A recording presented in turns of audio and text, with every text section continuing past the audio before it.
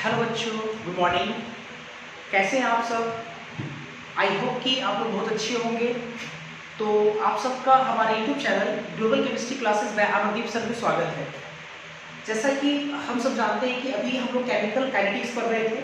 Chemical kinetics में मैंने आपको फर्स्ट ऑर्डर रिएक्शन पढ़ा रहा था, फर्स्ट ऑर्डर रिएक्शन, और जिसमें अब तक हम लोग ए का कॉन्सेंट्रेशन मतलब रिएक्टेंट का concentration at any time T पर क्या होता है इसके लिए एक फॉर्मूला निकाले थे हम लोग। ए बराबर ए नॉट माइनस ई के पावर माइनस के टी, ऐसा कुछ निकाले थे। ए बराबर ए नॉट ई के पावर माइनस के टी, जिसको विल्हेल्म इक्वेशन कहते हैं। और बी का concentration at any time T क्या होता है उसका कॉन्सेंट्रेशन हम निकाले थे। तो इसके आगे हम लोग कंटिन्यू करेंगे। ठीक है, चलो देखते हैं जरा इसके आगे तो क्या पढ़ेंगे। तो पहले मैं एक बार ए का concentration at any time T हम लोग क्या पढ़ेंगे। ए का concentration at any time T A बराबर ए नॉट ई के पावर माइनस के टी, याद होगा आपको। एक फॉर्मूला में आपको ये पढ़ाया था, एक मैंने आपको पढ़ाया था बी का concentration at any time T, ये आया था ए नॉट और 1 माइनस ई के पावर माइनस के टी, ये चीज आया था। क्या अगर वो पढ़ेंगे, ठीक। अब इसके आगे हम लोग देखेंगे एक चीज है degree of dissociation. Degree of dissociation समझते हैं इसके आगे हम लोग। अगेन अगर हम बात करें डिग्री ऑफ डिसोसिएशन, तो फर्स्ट ऑर्डर रिएक्शन में डिग्री ऑफ डिसोसिएशन जिसको हम बोलते हैं अल्फा, ये अल्फा का वैल्यू कितने के बराबर होगा इसको जरा समझते हैं। देखो, डिग्री ऑफ डिसोसिएशन मैंने आपको सिखाया था, कहते किसको है।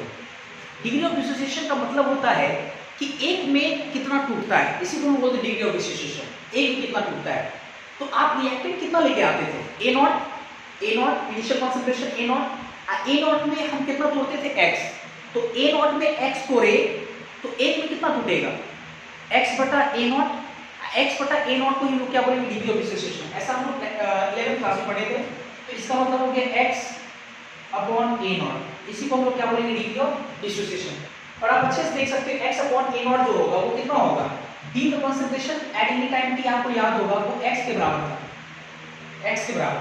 तो अगर हम a नॉट को इधर लाएंगे तो x बटा a नॉट, तो x बटा a नॉट कितना हो जाएगा, x बटा a नॉट हो जाएगा 1 माइनस e की पावर माइनस के टी, ये आ जाएगा, है ना। ये सब पूछा जा सकता है आपसे, वेरी वेरी इंपॉर्टेंट। एक और देख लेते हैं, अगर आपसे पूछे बढ़िया से, अगर आपसे पूछे कि फ्रैक्शनल अमाउंट या कॉन्सेंट्रेशन है ना, लेफ्ट या ऐसे लिखते हैं फ्रैक्शनल अमाउंट ऑफ रिएक्टेंट जो कि आपका ए है, ठीक है। Fractional amount of reactant left बचा हुआ एट टाइम टी, मतलब टाइम टी पे ए का फ्रैक्शनल अमाउंट कितना बचेगा, ए का फ्रैक्शनल अमाउंट कितना रहेगा, ये अगर आपसे पूछा जाए तो पहले समझो फ्रैक्शन का मतलब एक में निकलता है। तो आप एक चीज देखो, डिग्री ऑफ डिसोसिएशन का मतलब एक में कितना टूट गया, एक में तक टूट गया तो एक में कितना बचा, इसी को लोग क्या बोलेंगे fractional amount of reactant at time T पर ए का कितना फ्रैक्शनल अमाउंट बच रहा है। तो कैसे निकालेंगे, एक में होता है फ्रैक्शनल अमाउंट, एक में आपका इतना टूट गया तो बचेगा कितना, एक माइनस इतना, तो हम लोग लिख सकते हैं कितना 1 माइनस e की पावर माइनस के टी। तो मेरे को लगता है कि 1 कैंसिल हो जाएगा तो कितना आ जाएगा e के पावर माइनस के टी। तो ये सब छोटा छोटा चीज है जो कि आपसे पूछा जा सकता है। तो ये दो चीज हम लोग नया सीखे, ये काफी इंपॉर्टेंट भी है। तो पहले आप इसको यहाँ से यहाँ तक नोट करें, फिर हम आगे देखेंगे जीरो ऑर्डर रिएक्शन वगैरह पढ़ेंगे इसके बाद। तो पहले आप इसको नोट करें, ठीक है।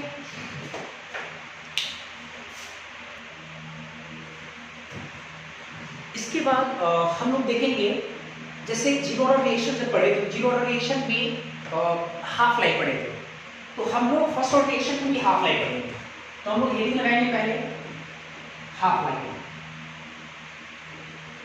हाफ लाइफ आधी जिंदगी।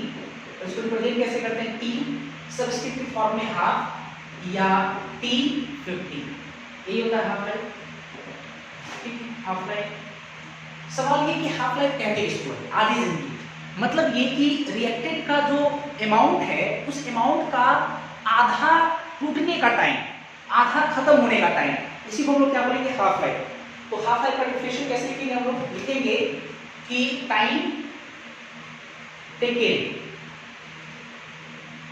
to react half of the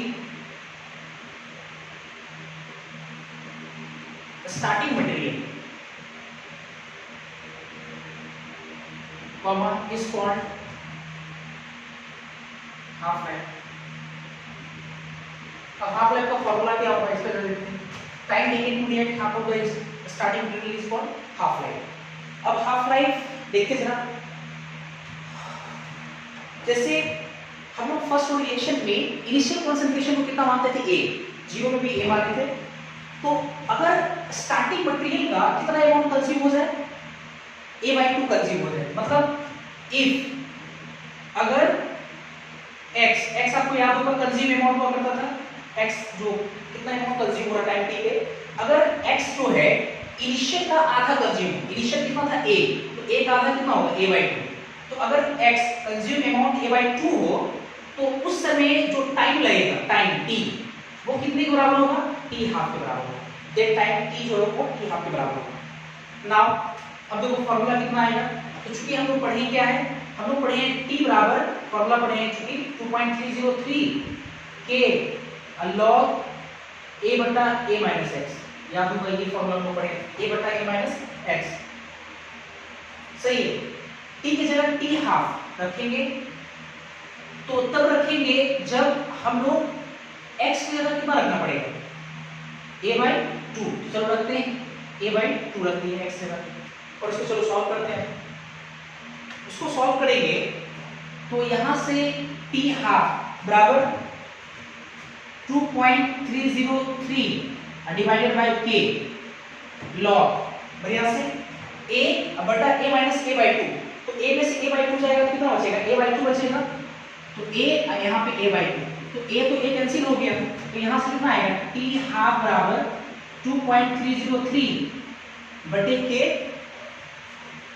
और log 2, 2 ऊपर चला गया, log 2 है कि नहीं, log 2, या आप 2.303 log 2 को एक साथ ln भी लिख सकते हैं, ln2 बटा k, है ना, ln2 बटा k, और log 2 का वैल्यू आपको पता है, log 2 का वैल्यू 0.3 जब इसके साथ मल्टीप्लाई करोगे तो t हाफ का जो फॉर्मूला आएगा वो आएगा 0.693, मल्टीप्लाई करके देखिए ना, log 2 का वैल्यू 0.3 रखो, इसके साथ मल्टीप्लाई करो 0.693 आ जाएगा k, या अगर हम ln का वैल्यू नहीं रखे तो सीधा लिख सकते हैं ln2 बटा k, ln2 बटा k। तो ये t हाफ का फॉर्मूला आ गया हमारे पास, जो कि वेरी वेरी इंपॉर्टेंट है, काफी इंपॉर्टेंट है। आपको एक बात याद होगा, हमने आपको पहले भी कहा था कि केमिकल काइनेटिक्स जो है ना, उसमें हर लाइन अपने आप में इंपॉर्टेंट है, क्योंकि आपके बोर्ड के सवालों में, क्वेश्चन में छोटे छोटे लाइन से बड़ा फ्रीक्वेंटली क्वेश्चन पूछा जाता है ना। तो अब देखते हैं, जैसे मैंने आपको पढ़ाया था जीरो ऑर्डर रिएक्शन में, जब हाफ लाइफ पढ़े थे, जीरो ऑर्डर रिएक्शन में हाफ लाइफ का टी हाफ बराबर a बटा 2k, ए इनिशियल कॉन्सेंट्रेशन होता है, तो वहां पे मैंने लिखा था कि half life depends upon initial concentration directly. अब यहाँ पर देखो टी हाफ जो है वो बराबर आ रहा है 0.693 अपॉन k, k कांस्टेंट है, तो आपको लगता है हाफ लाइफ इसका कांस्टेंट है, क्योंकि हाफ लाइफ इनिशियल कॉन्सेंट्रेशन पर डिपेंड कर ही नहीं रहा है। तो यहाँ से एक लाइन हम लिख सकते हैं क्या, कि साफ साफ दिख रहा है टी हाफ बराबर 0.693 अपॉन k, इसलिए लिख सकते हैं इट मींस दैट, इसका मतलब it means that half life of first order reaction does not depends upon initial concentration of reactant, initial concentration of reactant पर हाफ लाइफ फर्स्ट रिएक्शन का depend नहीं करता है, वो कांस्टेंट होता है। तो इसको दीवार में छाप लेंगे, टी हाफ बराबर 0.693 अपॉन k, 0.693 अपॉन k या log 2 upon k, log 2 upon sorry log नहीं, गलती मैंने बोला ln2 अपॉन k, क्योंकि log 2 2.303 के टर्म्स में होगा, तो ln2 अपॉन k, ये फार्मूला काफी इंपॉर्टेंट है। तो ये तो हो गया हाफ लाइफ। तो 75% रिएक्ट करने का टाइम, मतलब 50% रिएक्ट करने का टाइम, वो हाफ लाइफ का है। तो 75% रिएक्ट करने का टाइम क्या होगा, 87.5% रिएक्ट करने का टाइम क्या होगा, 93.5% रिएक्ट करने का टाइम क्या होगा, ये सब अगर देखें तो इसको सिंप्लीफाई करना पड़ेगा। तो पहले आप इसको नोट करें, फिर आगे मैं आपको दिखाता हूँ, ठीक है।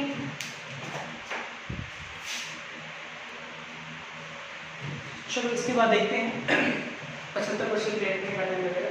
अभी हम लोग पढ़े थे कितना, टी हाफ, मतलब टी 50% रिएक्ट करने का टाइम, 50/100 मतलब हाफ फ्रैक्शन में, ठीक है। कितना पढ़े, 0.693 अपॉन के या ln2 अपॉन के, ऐसा हम लोग पढ़ेंगे, ठीक। इसके बाद देखते हैं फिर से, अगर हम बोले टी पहला देखते हैं 3/4 अर्थात T50, नहीं सॉरी 3/4 मतलब 75, 3/4 का मतलब 75 है ना, 75 अपॉन 100 मतलब 3/4 आएगा, ठीक है, 3/4। ये रिएक्ट करने का टाइम कितना होगा ये हमको निकालना है कि 75 आपके बोर्ड के क्वेश्चन में आता है, ये ध्यान रखना पड़ेगा आपको। जैसे T75 टी हाफ रिएक्ट करने का टाइम भी पूछा जाता है, तो आपको ड्राइव करके समझाना पड़ेगा, निकालना पड़ेगा कितना आता है। तो क्या देखेंगे एक दो, तो कितना होगा, इफ अगर कंज्यूम अमाउंट x बराबर कितना हो, इनिशियल का 3/4 या 75/100 मतलब 0.75, 3/4 को भी 0.75 बोल सकते हैं। तो कितना हो, ये 3a/4 कितना रेट करेंगे, तो देन तब जाकर टाइम जो होगा t आपका टाइम वो 3/4 या T75 के बराबर होगा। क्योंकि हम लोग इक्वेशन क्या पढ़े, हम लोग इक्वेशन पढ़े t बराबर टाइम का जो इक्वेशन हम लोग पढ़े थे जनरल इक्वेशन, t बराबर 2.303 upon k log a upon a minus x, इतना ही पॉइंट। अब इस पे रखते हैं सर, T3/4 कब होगा, T3/4 कब होगा, जब हम x का वैल्यू कितना रखेंगे, x का वैल्यू हम रखेंगे 3/4a, तो a बटा a माइनस 3/4a। और चलो इसको सॉल्व करते हैं, तो ये कितना आएगा आपके पास, ये आएगा 2.303 अपॉन k log, ये सॉल्व करेंगे 4 इधर गया, 4 में से 3 a गया, तो कितना बच जाएगा, a बटा 4 ऊपर चला गया 4, तो 4a बटा a, तो a में कैंसिल हो जाएगा, तो कितना आ गया हमारे पास, आ गया 2.303 बटे k log 4, log 4 को हम लोग 2 के पावर 2 लिख सकते हैं, 2 की पावर 2 लिख सकते हैं, पावर 2 को बाहर फेंको तो पावर से 2 बाहर आ जाएगा, तो ये T3/4 कितना हो जाएगा, ये 2 into 2.303 into log 2 बटा k, कितना लिख सकते हैं हम लोग, 2 को बाहर निकाल दिए। और इस चीज को हम लोग क्या बोले थे, हाफ लाइफ। तो इसका मतलब ये हुआ 75% रिएक्ट करने का जो टाइम होगा ना, हाफ लाइफ का 2 गुना होगा। ये सब पूछा जाता है, प्रूफ करने के लिए भी आ सकता है, वेरी वेरी इंपॉर्टेंट, ठीक है। उसी तरह फिर दूसरा देखते हैं जरा, एक दो और क्या देते हैं, एक और देख लेते हैं। अगर 87.5% रिएक्ट करने का टाइम अगर आपसे बोले, T 87.5% रिएक्ट करने का टाइम, ठीक है, ये कितना होगा, तो जरा देखिए, ये तब होगा जब x कितना होगा 0.8758, x का अमाउंट कितना कंज्यूम, 0.875a। अब कुछ बच्चे सोच रहे हैं 0.875 कैसे ले आया, तो ऐसे समझ लो जरा, यहाँ पे ऐसे सोचते जरा, जैसे 3/4 का मतलब होगा 0.75, तो यहाँ पे बस 75% रिएक्ट करने का टाइम देख रहे हैं, तो इसका मतलब वो 3/4a ले रहे हैं, 3/4 का मतलब 0.75, 75 ले रहा है तो 0.75 देखो, 3/4 का मतलब 0.75, तो इसका मतलब 87.5 ले रहे हैं, तो इसका मतलब x बराबर कितना होना पड़ेगा, 0.875, 100 से डिवाइड करना पड़ेगा ना एक निकालने के लिए, तो जैसे ही डिवाइड करेंगे 100 से 0.875 के x का कंज्यूम अमाउंट इतना होगा, तभी जाकर कि आपका देन जो t होगा टाइम, वो t 87.5 कहलाएगा, 87.5 होगा, है ना, t आपका 87.5 है, ठीक है। चलो देखते हैं इसको, चूंकि हम लोग पढ़े क्या है, t बराबर formula, general formula 2.303 upon k log a बटा a माइनस x, ये पढ़े हम लोग। चलो रखते हैं t 87.5 रखेंगे। ये तब होगा जब x की जगह कितना रखना पड़ेगा अपने को, कंज्यूम अमाउंट कितना होगा, कंज्यूम अमाउंट होना पड़ेगा log a बटा a माइनस x की जगह कितना होगा 0.875 a, इतना ही होगा दोस्तों। चलो इसके बाद फिर सॉल्व करते हैं। t 87.5 बराबर 2.303 अपॉन k log, इसको इसमें जब घटाएंगे कितना आएगा 875 घट रहा है एक में से, 0.875 घट रहा है एक में से, 0.875 घटेगा, मेरे को लगता है 0.125 आएगा, 0.125 आएगा, तो इसका मतलब आएगा a, यहाँ पे नीचे आएगा 0.125 a, इतना ही आएगा अपने पास। तो a तो ये कैंसिल हो गया, तो हमारे पास ऊपर कितना आएगा 87.5 बराबर यहाँ से आ रहा है 2.303 अपॉन k log 0.125, दशमलव घटाएंगे तो ऊपर कितना जाएगा 1000 और नीचे में 125, तो 125 अट्ठे 1000, इसका मतलब ये 8 बार कटेगा, तो यहाँ से हमारे पास t 87.5 बराबर 2.303 अपॉन k log 8, 8 का वैल्यू 2 के पावर 3 लिख सकते हैं हम लोग, 2 गुना 4 4 गुना 8, 2 के पावर 3, 3 बाहर आ जाएगा, तो t 87.5 3 into 2.303 log 2 upon k, और आपको याद होगा 2.303 log 2 अपॉन k को हम लोग t हाफ कहते हैं। इसका मतलब हो गया ये 87.5 पर से रिएक्ट करने का जो टाइम होगा वो हाफ लाइफ का 3 गुना होगा, ये भी काफी इंपॉर्टेंट है। तो आपसे जितना भी पूछे, आपसे पूछ सकता है 90% रिएक्ट करने का टाइम, तो आप ऐसे करके निकाल सकते हो, है ना। 0.9 ले लेंगे यहाँ पे, 0.9 a t हो जाएगा 90%, t 90 हो जाएगा, वैसे करके तो बहुत सारे हो सकता है, मैंने आपको एक दो करके यहाँ पे दिखाया है, तो काफी इंपॉर्टेंट है, ऐसे दिमाग में छापेंगे आप लोग। t हाफ 0.693 अपॉन k या ln 2 upon k, t 75% react करने का टाइम तो 2 गुना हाफ लाइफ का, t 87.5% रिएक्ट करने का टाइम तो 3 गुना हाफ लाइफ का, 3 गुना हाफ लाइफ का, इस तरह से। चलो यहाँ तक नोट करो, उसके बाद आगे हम देखेंगे।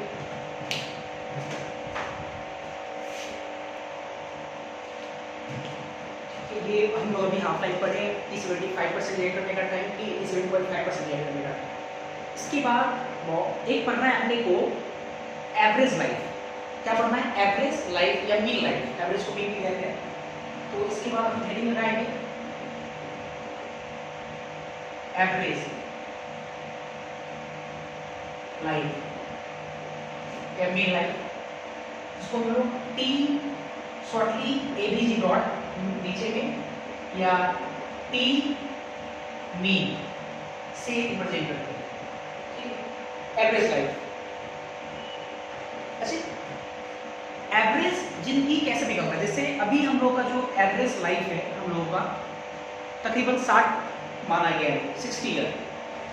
तो ये 60 ईयर कैसे निकाला गया होगा, क्या किया गया होगा कि कुछ लोगों पे है ना ये जो है डेटा कलेक्ट किया गया होगा, जो लोग मर रहे हैं उनका डेटा कलेक्ट किया गया होगा। कुछ लोग 60 वर्ष में मर जा रहे हैं, कुछ लोग 50 वर्ष में मर जा रहे हैं, कुछ लोग 70 वर्ष में मर रहे हैं, कुछ लोग 80 वर्ष में मर रहे हैं, और उन सब का लाइफ्स को जोड़ करके, जिंदगी को जोड़ करके जितने लोगों को लिए उतने से डिवाइड कर दिया गया होगा, तभी तो एवरेज निकलता है। एवरेज ऐसे ही निकलता है, जितने लोग हैं है ना उसका एज, उसकी ज़िंदगी और डिवाइडेड बाय उन सारे लोगों का संख्या, ऐसे ही एवरेज निकलता है कि नहीं।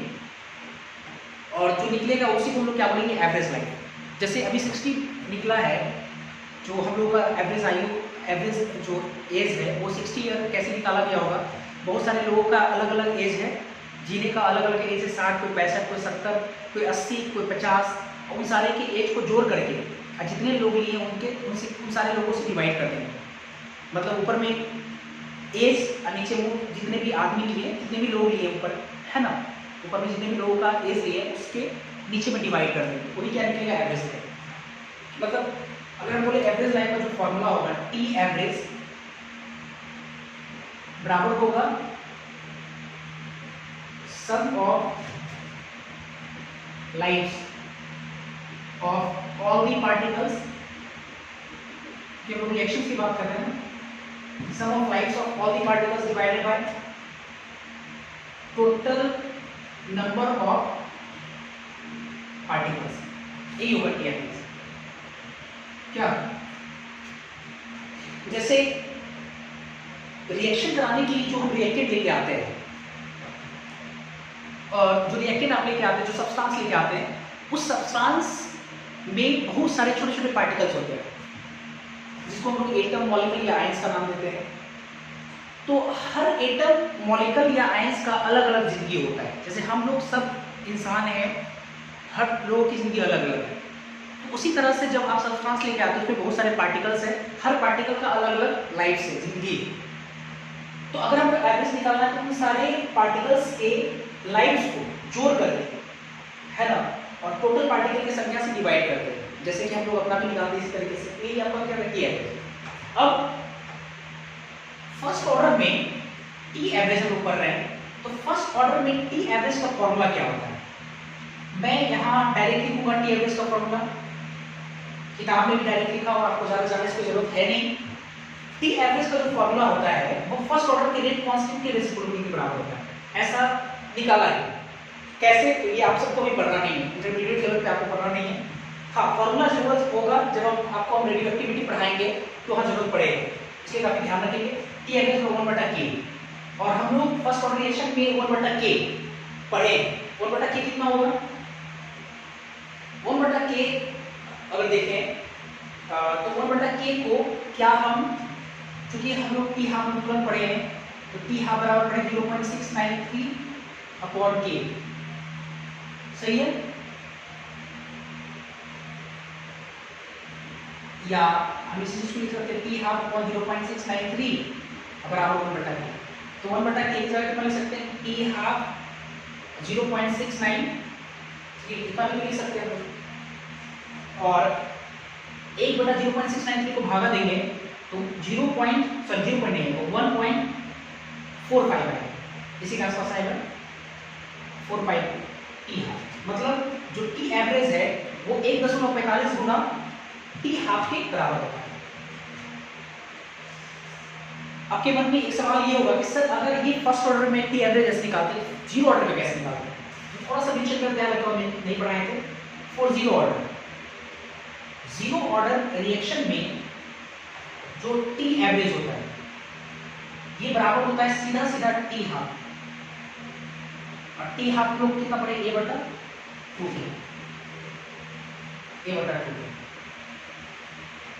है कि नहीं, a/2। तो ये आपका एवरेज रहेगा। हाँ, ये ध्यान रखिए, आपसे नहीं पूछा जाएगा कि एवरेज मतलब जो है 1/k क्यों बराबर होता है, आपको नहीं करना है इसका डेरिवेशन। ठीक है, आपको डायरेक्ट जानना होगा टी एवरेज 1/k के बराबर होता है फर्स्ट ऑर्डर रिएक्शन में, और टी जो एवरेज है वो जीरो रिएक्शन में डायरेक्ट किसके बराबर होता है, टी हाफ। तो यहाँ तक पहले आप नोट करें, फिर आगे हम देखते हैं।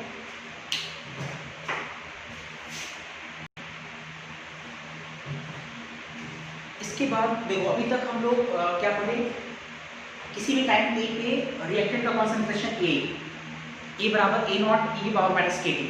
किसी भी टाइम टी पे प्रोडक्ट B का कॉन्सेंट्रेशन A0 1 माइनस e की पावर माइनस KT, ऐसा पढ़े हम लोग। फिर हाफ लाइफ पर है 75% रिएक्ट करने का टाइम पर, 87.5% रिएक्ट करने का टाइम पर, फिर हम लोग एवरेज लाइफ पर। इसके बाद एक चीज और देखते हैं,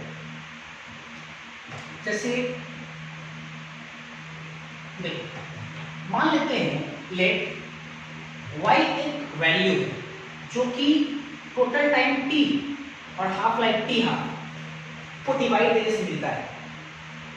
अच्छा, ये क्यों मैं पढ़ा रहा हूँ, पहले का डिस्कस कर देता हूँ। जैसे हम लोग पढ़ रहे हैं अभी फर्स्ट ऑर्डर रिएक्शन, ठीक है, और फर्स्ट ऑर्डर रिएक्शन में किसी भी टाइम t पे जब अगर आपको रिएक्टेंट का कॉन्सेंट्रेशन निकालना है, आप देख सकते हो कि वो लॉग में फंसा हुआ है। आपको याद होगा टाइम t पे जो कंसंट्रेशन था t बराबर 2.303/k log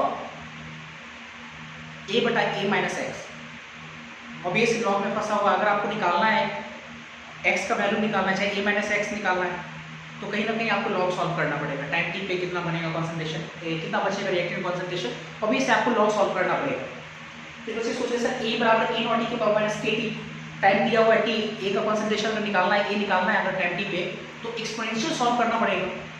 और लॉग एक्सपोनेंशियल को सॉल्व करना आसान नहीं है, लॉग को सॉल्व करने के लिए लॉग टेबल आना चाहिए, एंटी लॉग आना चाहिए, एक्सपोनेंशियल को सॉल्व करने के लिए एक्सपोनेंशियल का वैल्यूज आना चाहिए, है कि नहीं? तो बहुत ज़्यादा टफ है ये वाला एरिया खास करके। तो उसको थोड़ा बहुत आसान बनाने के लिए, ऐसे नहीं कि पूरी तरह से उस बिना लॉग हम निकाले हुए फर्स्ट ऑर्डर में एकदम धड़ल्ले से 100% काम कर सकते हैं, ऐसा बिल्कुल नहीं है। हाँ, कुछ राहत मिल सकता है, 60%, 70%, 80% तक हम लोग बिना लॉग के अप्रोच कर सकते हैं। तो वो अप्रोच कैसे करते हैं वो मैं आपको यहाँ बता रहा हूँ अभी, ठीक है? आपको सब समझना है। y बराबर t upon T half, t total time और t हाफ हाफ लाइफ। अब ये से डिवाइड करेंगे तो नंबर ऑफ हाफ लाइफ होगा, इसको कहेंगे नंबर ऑफ हाफ लाइफ, ठीक। अब t बराबर कितना पढ़ेंगे हम लोग? t 2.303 लॉग के साथ सेट करेंगे तो वो हो जाएगा ln वो पढ़ें a नॉट बटा a u1 बटा a, इतना ही पढ़े, आपको याद हो, है ना? ये 1 बटा k ln a नॉट बटा a एंड t हाफ कितना पढ़ेगा? t हाफ हम पढ़े थे 1 बटा k ln 2, याद होगा ln 2।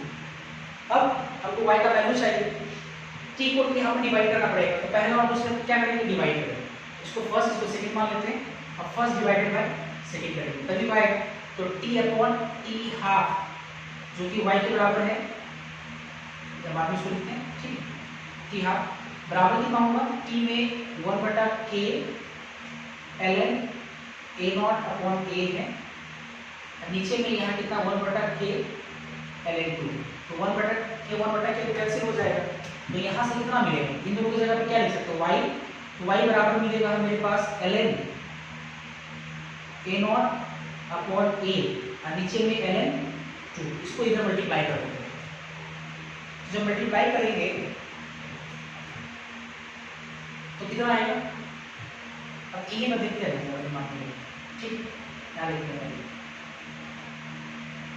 इस तरह देखते हैं, इसको इधर मल्टीप्लाई करें तो ये y इंटू ln 2 बराबर ln a not upon a।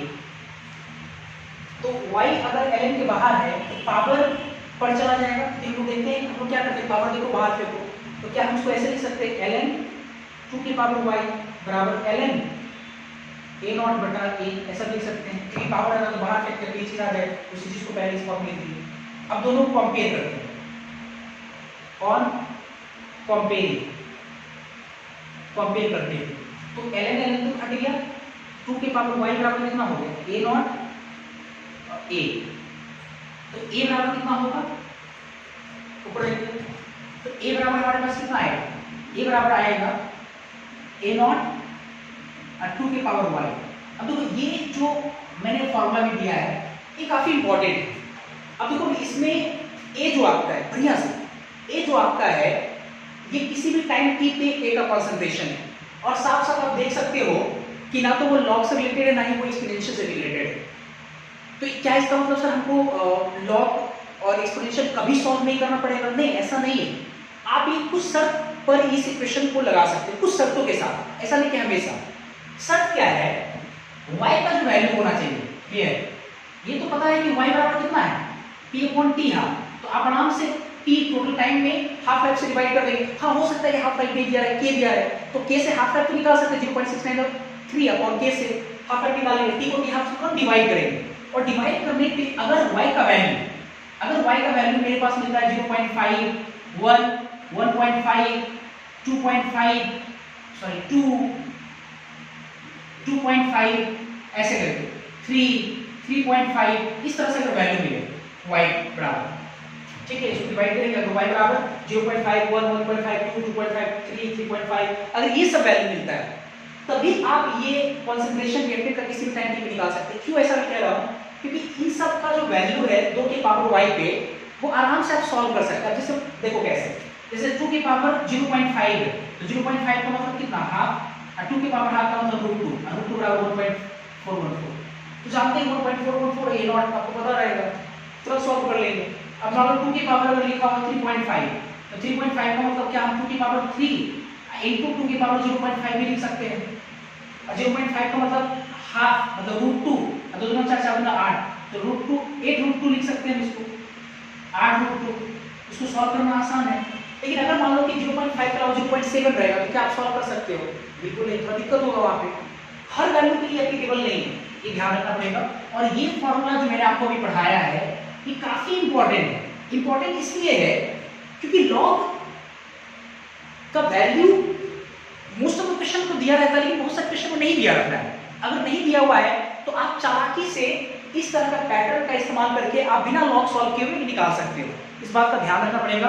बहुत सारे एग्जाम में कभी कभी लॉग टेबल नहीं देता है, तो आप इस तरह से अंदाजा लगाकर काम कर सकते हो, ठीक है।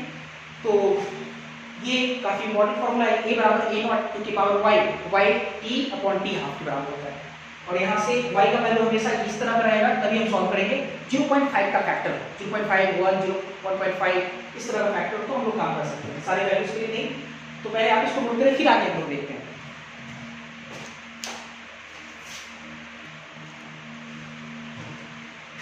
चलिए इसके बाद फिर देखते हैं। अभी हम लोग फर्स्ट ऑर्डर रिएक्शन कर रहे हैं और मैंने आपको कहा भी था कि फर्स्ट ऑर्डर रिएक्शन काफी बड़ा है, इसकी एक एक प्रॉपर्टीज आपको ध्यान रखना पड़ेगा। जितनी भी मैंने बातें अभी तक आपको पढ़ाया है और आगे जो मैं पढ़ाऊंगा फर्स्ट ऑर्डर रिएक्शन से रिलेटेड, वो सारी बातें आपको बहुत अच्छे से आना चाहिए, बहुत अच्छे से समझ में भी आना चाहिए। कब कौन सा फार्मूला लगाएंगे, कब कैसा कंडीशन पर किस तरह का हमको फार्मूला जरूरत पड़ेगा, ये सब आपको आएगा, ठीक है। चलो इसको देखते हैं। इसके बाद किताब का एक दो लाइन मेंशन करते हैं। किताब लिखता है कि फर्स्ट ऑर्डर रिएक्शन में एक पार्टिकुलर परसेंटेज का रिएक्ट करने का जो टाइम होता है वो इनिशियल कॉन्सेंट्रेशन से इंडिपेंडेंट होता है। इनिशियल कॉन्सेंट्रेशन से, ठीक है, इनिशियल कॉन्सेंट्रेशन से इंडिपेंडेंट होता है। मतलब जैसे मान लो कि एक फर्स्ट ऑर्डर का रिएक्शन, ठीक है, उसका कॉन्सेंट्रेशन शुरुआत में A है और A का मान लो कि 30% रिएक्ट करेगा, एक पार्टिकुलर परसेंटेज 30% रिएक्ट करेगा, 30% लिखा रहेगा, 30% रिएक्ट करने का टाइम बताओ। तो 30% रिएक्ट करने का टाइम अगर पूछा जा रहा है तो वो बोला जा रहा है कि इनिशियल कॉन्सेंट्रेशन से इंडिपेंडेंट है, मतलब आपको इनिशियल कॉन्सेंट्रेशन का कोई जरूरत नहीं है, वो इंडिपेंडेंट है। कैसे, तो हम लोग देखेंगे। तो पहले हम हेडिंग के साथ इसको देखते हैं, हेडिंग लगा लेते हैं इसके लिए, time taken to react Z%, मान लो Z% रिएक्ट करने का टाइम, ठीक है। Time taken to react Z%, Z% react करने का टाइम क्या लगेगा। तो चूंकि हम लोग फर्स्ट ऑर्डर में क्या पढ़े, अब जैसे समझो पहले लेट ऐसे करते हैं। इनिशियल कॉन्सेंट्रेशन मान लेते हैं A,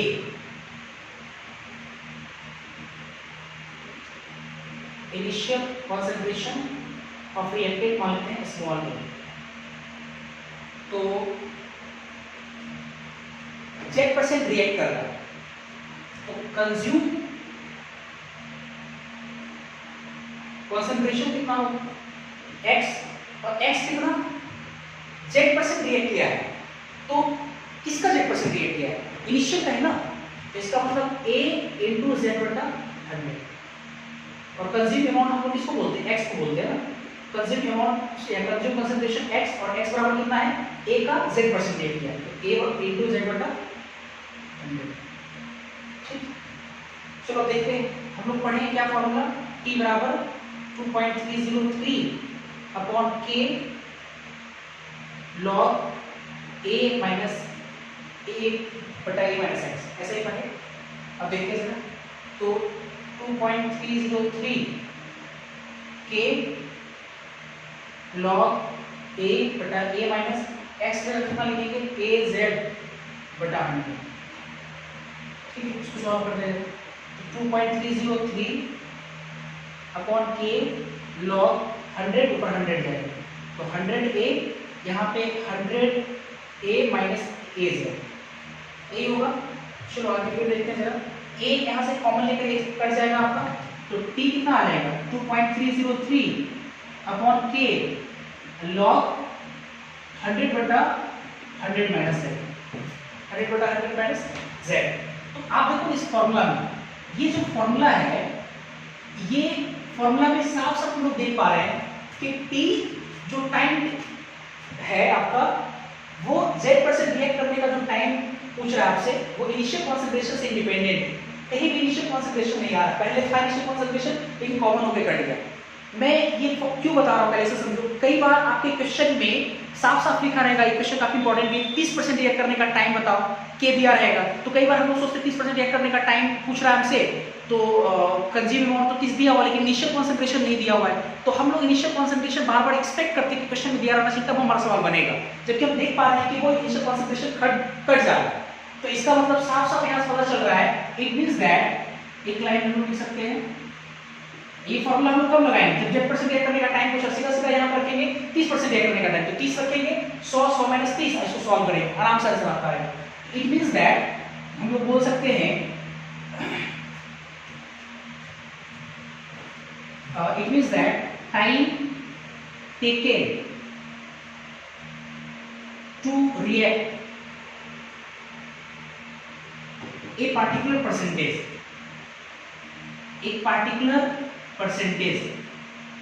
time taken to react a particular percentage is या does not बोलते हैं, does not depend upon initial concentration of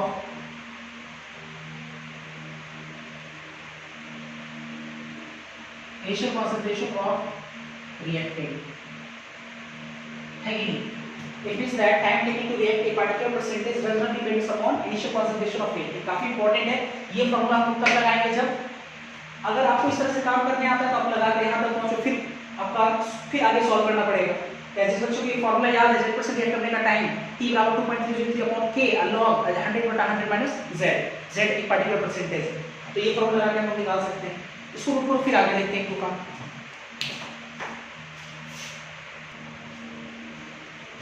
इसके बाद नेक्स्ट हम लोग देखेंगे, जैसे हम लोग जीरो ऑर्डर रिएक्शन पढ़े थे, तो जीरो ऑर्डर रिएक्शन में मैंने आपको एक प्रॉपर्टीज पढ़ाया था जीरो ऑर्डर रिएक्शन में कि इक्वल टाइम इंटरवल पे रिएक्टेंट का कंसंट्रेशन एपी में डिक्रीज करता है। अब हम लोग पढ़ रहे हैं फर्स्ट ऑर्डर रिएक्शन, तो अब हम लोग देखेंगे कि इक्वल टाइम इंटरवल पे रिएक्टेंट का कंसंट्रेशन जो है वो कैसे डिक्रीज करता है, एपी में, जीपी में या एचपी में। तो चलो देखते हैं जैसे है ना, जैसे consider a first order reaction,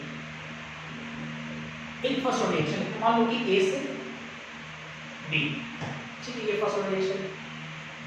तो आप रिएक्शन में क्या लेकर आएंगे, कॉन्सेंट्रेशन, सॉरी रिएक्टेंट लेके आएंगे, रिएक्टेंट का कॉन्सेंट्रेशन लेके आएंगे, रिएक्टेंट का कॉन्सेंट्रेशन इनिशियल कितना है, इनिशियल ए मोलरिटी मान लो, ठीक है, ए मोलरिटी।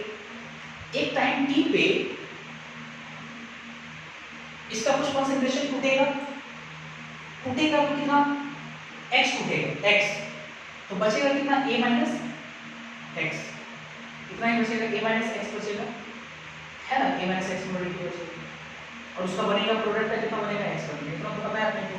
अच्छा, a मोलरिटी को क्या हम लोग a नॉट लिख सकते हैं, आपको याद होगा, और a माइनस x को हम लिख सकते हैं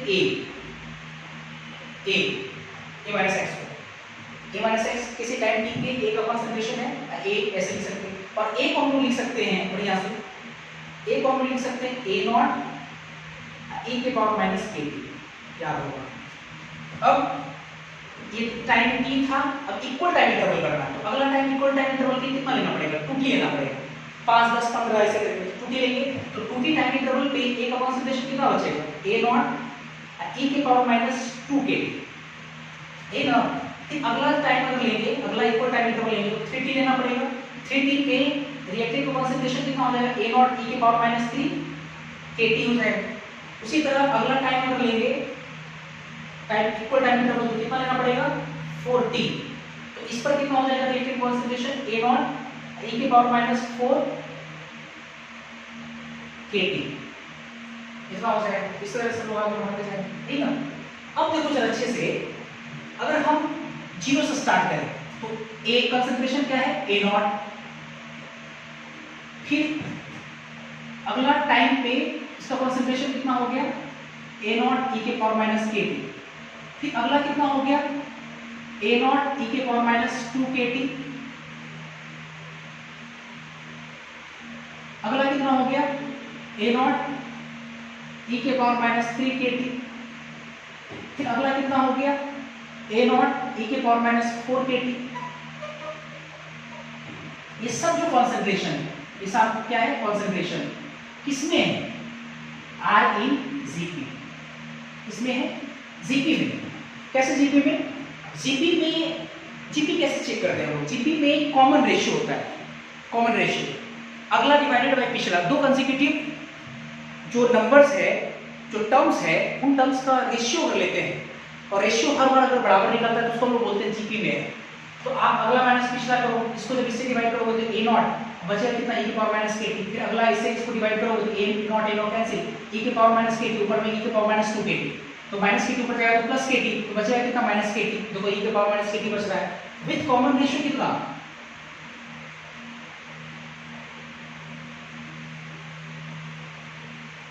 विद कॉमन रेशियो e के power minus kT।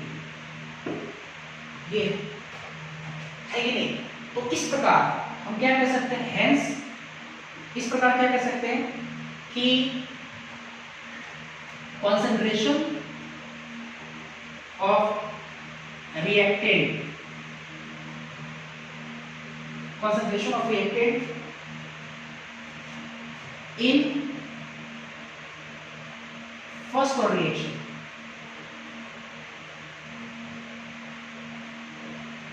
after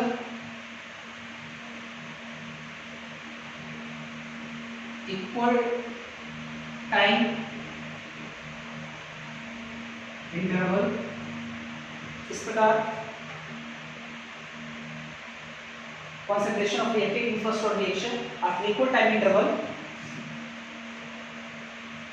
R in Gp, और किस रेशियो के साथ, with common ratio, with common ratio e की पावर माइनस kT। और हेयर यहाँ के आपका रेट कांस्टेंट है और फर्स्ट ऑर्डर काइनेटिक्स या रिएक्शन, और टी क्या है, टाइम, इक्वल टाइम इंटरवल, कोई सा time, equal time interval, T क्या है ना, ये जीपी में होगा। तो आज के लिए इतना रहने देते हैं, आई होप कि आपको समझ में आया होगा। तो ठीक है, इसी रह लेते हैं। Thank you.